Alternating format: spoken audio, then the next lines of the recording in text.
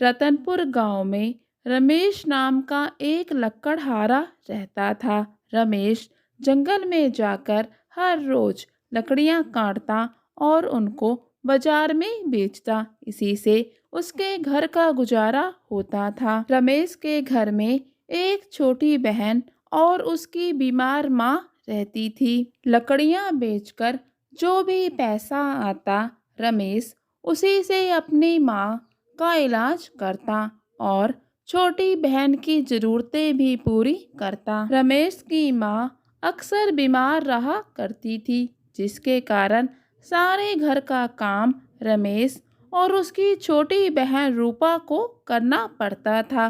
कभी कभी अपने दोनों बच्चों को सुबह से लेकर शाम तक काम करता देख उसकी माँ कहती, मेरे बच्चे कितने बदनसीब हैं, मेरे होते हुए भी इन्हीं ही को सारे घर का काम करना पड़ता है। अगर मैं थोड़ी सी भी ठीक होती तो अपने बच्चों को अपने हाथ से खाना बनाकर खिलाती और उनका खूब ध्यान रखती। लेकिन माँ की बीमारी ने रमेश और रूपा को समय से पहले ही बड़ा कर दिया था।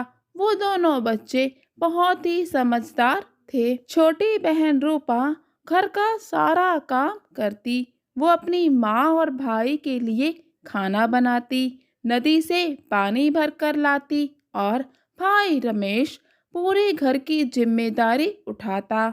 रमेश अपनी छोटी बहन रूपा से बहुत प्यार करता है। और फिर एक दिन जब रमेश जंगल से लकड़ियां लेकर आता है तो रूपा उसे जोर से आवाज देती है कि भैया जल्दी चलो, माँ की तबीयत बहुत ज्यादा खराब हो चुकी है। रमेश जैसे ही अपनी माँ के पास जाता है, कहता है, माँ तुम ठीक तो हो? देखो मैं आ गया। तुम बिल्कुल भी चिंता मत करो, तुम जल्द ही अच्छी हो जाओगी। लेकिन माँ कहती है, नहीं बेटा, मुझे लगता है कि मेरा अंतिम समय अब निकट आ गया है।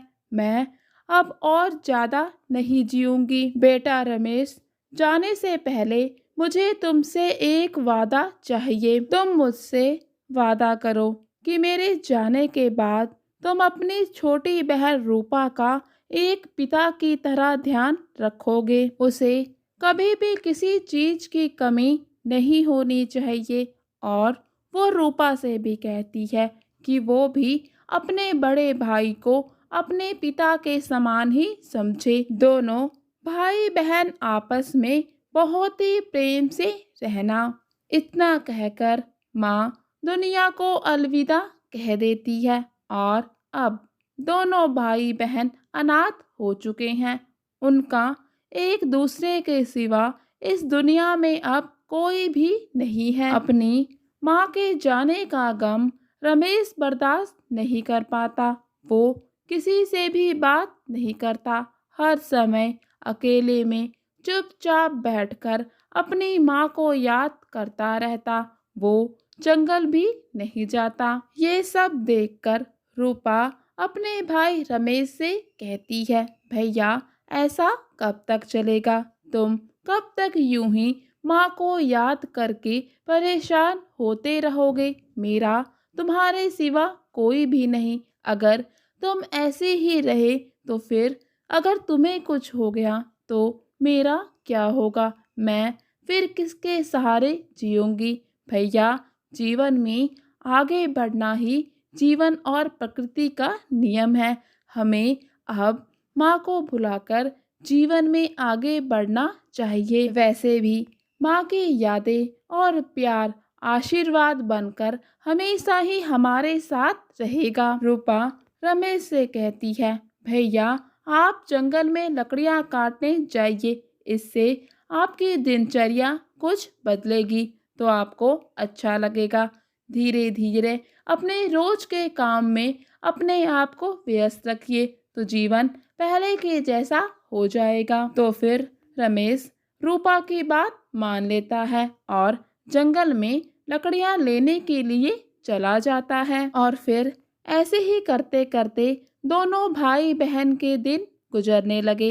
धीरे धीरे दोनों का ही जीवन सामान्य हो गया। और फिर एक दिन रमेश जंगल से लकड़ियां लेकर आता है। तो आते ही बिना हाथ मुंह धोए चारपाई पर लेट जाता है और रूपा से कहता है, रूपा आज तो मैं बहुत ज्यादा थक गया हूँ। तो फिर रूपा मुस्कुराते हुए कहती है, भैया आपको अब शादी कर लेनी चाहिए। अगर आप शादी कर लेंगे तो भाभी आएगी, वो आपका पूरा पूरा ध्यान रखेगी। ये सुनकर रमेश रूपा से कहता है, अरे रूपा तुम ये कैसी बात करती हो। तो रूपा कहती है, भैया मैं बिल्कुल ठीक बोल रही हूँ। अगर आज भाभी होती तो अभी आपके पाँव दबाती, आपके लिए कुछ अच्छा खाने को बनाती और मेरा भी कितना ध्यान रखती।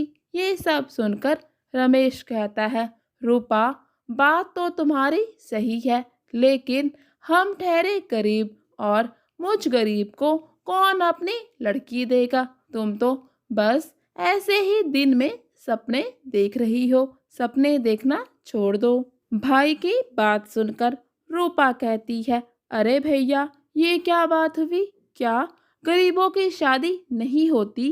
क्या गरीबों के घर नहीं बसते? ऐसा नहीं होता। तो फिर रमेश कहता है, ठीक है मेरी बहना, मैं शादी कर लूंगा, लेकिन तुमको भी शादी करनी होगी। बस मेरी यही जिद है। अगर तुम शादी के लिए हाँ करोगी तभी मैं भी अपनी शादी करूंगा।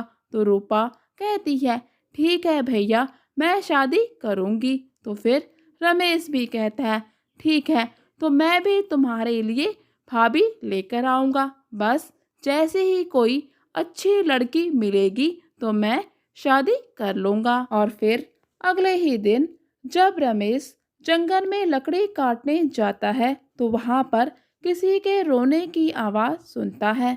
फिर रमेश रोने वाली आवाज का पीछा करता है तो देखता है कि वहां पर एक बहुत ही खूबसूरत सी लड़की नदी किनारे बैठकर रो रही है। फिर रमेश उस लड़की के पास जाता है और पूछता है, युवती तुम क्यों रो रही हो और इतने घने जंगल में तुम अकेले यहाँ पर क्या कर रही हो। तो फिर वो और जोर जोर से रोना शुरू कर देती है। तो फिर रमेश उससे कहता है, देखो तुम रो मत, तुम्हारे साथ जो कुछ भी हुआ मुझे विस्तार से बताओ, हो सकता है मैं तुम्हारी कोई मदद कर दूं।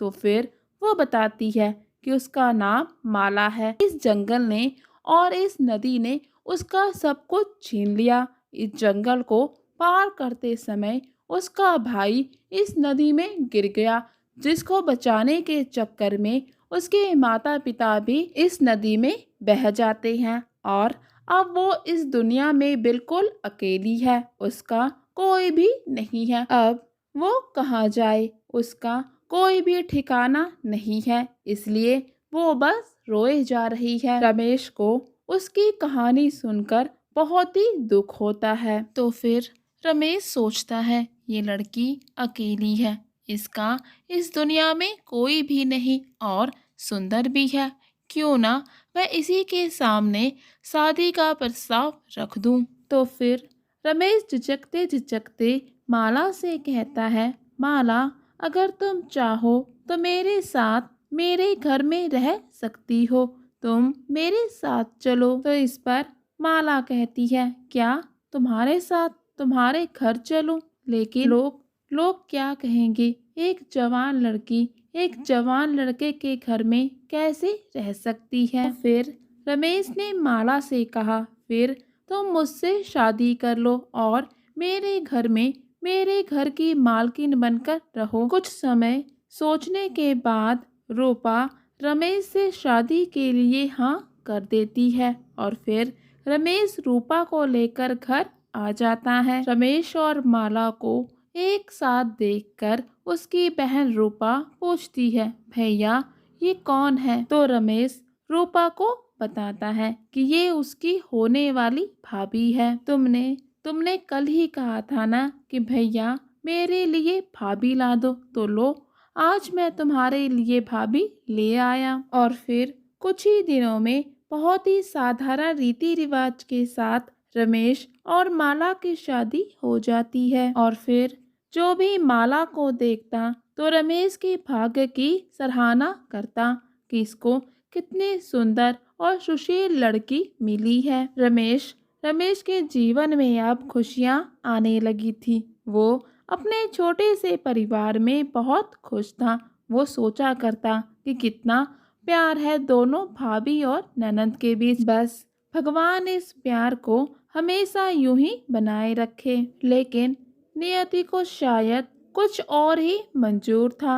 रमेश की जीवन की खुशियां शायद कुछ ही दिनों की मेहमान थी। फिर एक दिन माला रमेश से कहती है, सुनिए, रूपा अब जवान हो चुकी है, हमें उसकी शादी के बारे में सोचना चाहिए। तो इस पर रमेश कहता है, माला, रूपा मुझे जान से भी ज्यादा प्यारी है। मैं उसकी शादी तो करूंगा लेकिन उसकी विदाई नहीं करूंगा। मैं उसके लिए एक घर जवाई ढूंढूंगा और फिर इस तरह मेरी प्यारी बहन रूपा हमेशा मेरी आंखों के सामने ही रहेगी। ये सब सुनकर माला कहती है, अच्छा, बड़े ही विचित्र विचार है तुम्हारे। और अब माला के मन में रूपा के लिए खटास पैदा हो जाती है। वो सोचने लगती है, इस तरह से तो रूपा जीवन भर उसके ही छाती में मूंग दलने को बैठी रहेगी। वो नहीं चाहती कि शादी के बाद रूपा वहीं उसी घर में रहे। और फिर एक दिन जब रूपा पानी लेकर घर वापस आती है तो देखती है कि उसकी भाभी किसी औरत के साथ बातें कर रही है। तो फिर रूपा देखती है, अरे ये तो बिमला मौसी है जो घरों में आग लगाने के लिए पूरे गांव में जानी जाती है। ये भाभी के साथ क्या बातें कर रही है। तो फिर रूपा अपनी भाभी और बिमला मौसी की बातें सुन लेती है। बिमला मौसी रूपा से पूछती हैं, और बहू, और बताओ तुम्हारे दिन कैसे गुजर रहे हैं। तो माला कहती है, बस मौसी, गुजर रहे हैं, सब कुछ अच्छा है। अगर सब कुछ अच्छा है तो तुम्हारा चेहरा यूं मुरझाया मुरझाया क्यों है। मुझे सच सच बताओ, तुम्हें कोई दुख परेशानी तो नहीं है। तो माला कहती है, क्या बताओ मौसी, सबसे बड़ा दुख तो रूपा का है। रूपा ने मेरे जीवन में जहर घोलकर रख दिया है।